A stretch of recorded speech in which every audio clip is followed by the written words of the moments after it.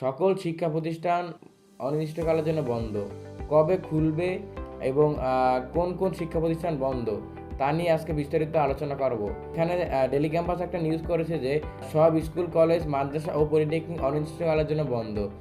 অনির্দিষ্টকালের জন্য বন্ধ বলতে বোঝানো যাচ্ছে যে কবে খোলা হবে সেটা এখনও বলা হয়নি। আর এইটা বন্ধের কারণ হিসাবে চলমান যে কোটা সংস্কার আন্দোলনের কেন্দ্র করে শিক্ষার্থীদের নিরাপত্তার কারণে বাংলাদেশে স্কুল, কলেজ অনির্দিষ্টকালের জন্য বন্ধ করা হয়েছে, এটা বলেছে শিক্ষামন্ত্রী। আজ মঙ্গলবার রাত 8:30টার দিকে এই নিউজটি তিনি ঘোষণা করেছে।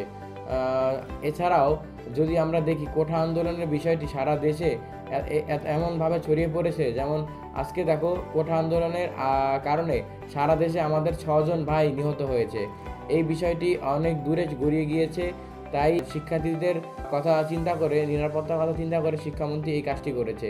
কবে স্কুল, কলেজ খোলা হবে এটা পরবর্তীতে জানিয়ে দেওয়া হবে। আজকে ভিডিওটি এই পর্যন্তই। সবাইকে ধন্যবাদ। আসসালামু আলাইকুম।